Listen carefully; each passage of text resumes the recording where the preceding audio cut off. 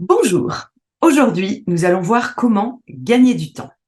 Aujourd'hui, je vous propose d'explorer l'intelligence de l'âme.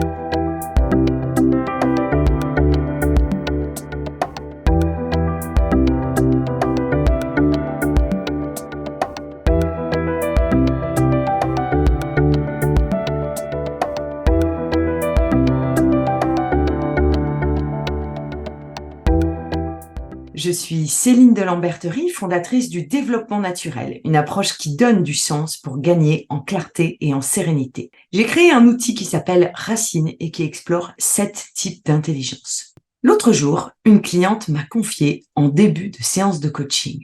Ah, j'ai trop de temps libre, je sais pas comment l'occuper, je sais pas quoi faire. Et puis, j'ai tellement d'énergie. Non, c'est pas vrai, vous vous en seriez bien douté. Vous en connaissez beaucoup, vous, des gens qui ont trop de temps? Personnellement, je crois que je n'en connais aucun.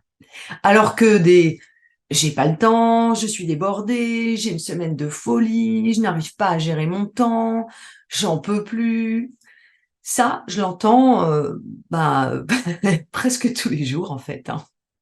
Oui, nul besoin de statistiques pour nous démontrer que déjà, nous passons la plupart de notre temps au travail, ça, on ne le sait que trop, mais savez-vous que jusqu'à 80% d'une journée de travail moyenne est consacrée à des activités de peu ou de pas de valeur?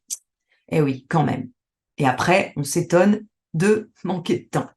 Ce temps après lequel la plupart de nous courons sans cesse est le plus grand problème du siècle avec le stress. Ceci non plus ne vous étonnera pas. Bref, je crois que je n'ai pas un seul coaché qui ne me dise pas manquer de temps. Alors beaucoup arrivent en disant je veux me faire accompagner parce que je veux mieux gérer mon temps, je veux trouver un équilibre vie pro, vie perso. Bon, c'est un gros point de vigilance pour moi aussi, même si je passe mon temps, justement, c'est le cas de le dire, à vous dépêcher de ralentir. Ne croyez pas que cela est facile pour moi, loin de là. Et c'est d'ailleurs pour ça que j'ai choisi d'en faire un cheval de bataille. C'est un équilibre fragile, c'est même une vigilance de chaque instant, surtout pour les multipotentiels atypiques dont je fais partie. Et peut-être bien que c'est votre cas aussi si vous me regardez ou si vous me lisez. Alors, comment gagner du temps? Il y a un leurre. Dans les livres de management, il y a des outils, des protocoles et autres exercices pour gagner du temps. Si vous vous êtes intéressé au sujet, vous connaissez certainement, enfin, il y en a plein, mais par exemple, il y a la célèbre matrice d'Eisenhower. Il y a des formations en gestion du temps qui pullulent sur Internet parce que le besoin est présent et même urgent. Il y a même des tutos en ligne, il y a vraiment de tout. Mais bien souvent, les personnes qui suivent ces formations, bien que très motivées, et formations de qualité, mais elles constatent que ça ne fonctionne pas sur le long terme. Pourtant, elles s'appliquent, elles prennent le temps de décortiquer leur emploi du temps, de le réorganiser. Ça me fait penser à un jeu de Tetris. Vous vous souvenez ce jeu dans lequel il fallait empiler des formes géométriques pour créer des lignes et les faire disparaître ensuite. Voilà, bon, ça, il faut avoir un certain âge. Je crois que le Tetris est plus trop à la mode. Mais bon, bref. Allez voir un petit peu sinon sur Internet ce qu'était le Tetris si vous ne connaissez pas. Bref, la vie n'est pas une partie de Tetris. Et surtout, ça ne fonctionne pas parce que la vie est en permanence. Il y a toujours des imprévus qui décalent et qui bouleversent tout le calendrier. Eh oui, c'est ça, c'est la vie, c'est normal. Et en plus, cette façon de faire ne fait appel qu'à notre intelligence rationnelle. Et ça ne suffit pas, car, j'aime à le dire, nous ne sommes pas qu'une tête qui pense. Le temps est un faux problème. C'est l'arbre qui cache la forêt, comme dit l'expression. Le vrai sujet, en fait, ce n'est pas le temps, c'est l'énergie. Imaginez, vous avez un agenda rempli aux chausse-pieds. Plus rien ne pourrait s'y faufiler. Et puis, de toute façon, vous n'avez surtout pas envie de vous rajouter des contraintes. Parce que non seulement votre emploi du temps et à peu près aussi plein qu'un frigo la veille de Noël, mais en plus, vous êtes épuisé à courir partout.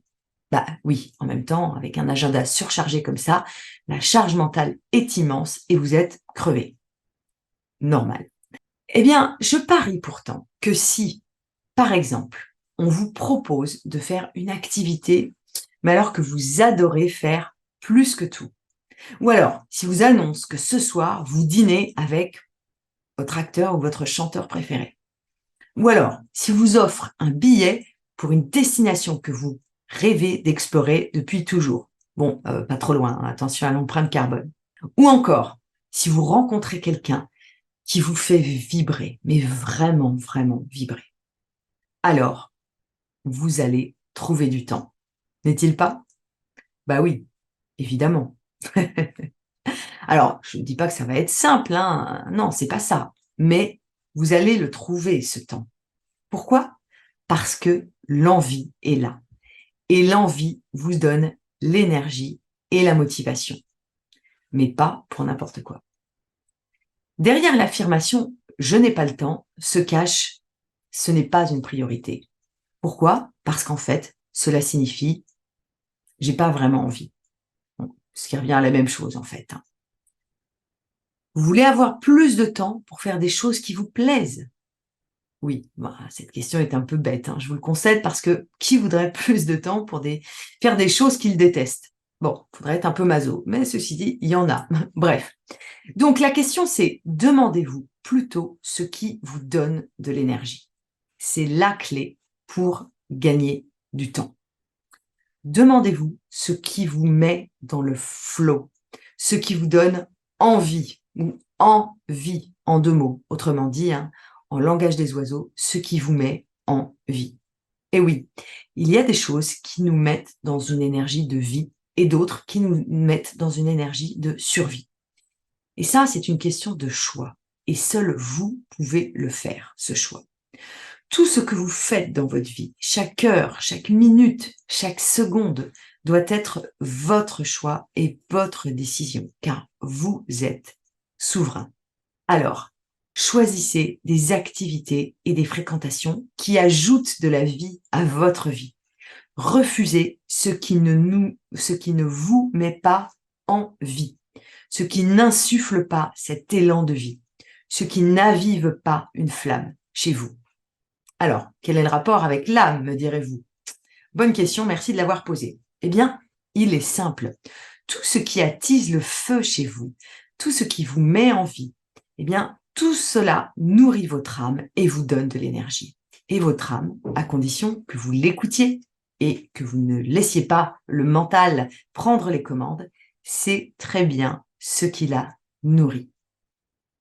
En conclusion, posez-vous des questions comme, par exemple, qu'est-ce qui vous fait vibrer? Qu'est-ce qui allume ce feu sacré intérieur? Qu'est-ce qui vous met en vie? Qu'est-ce qui vous fait envie?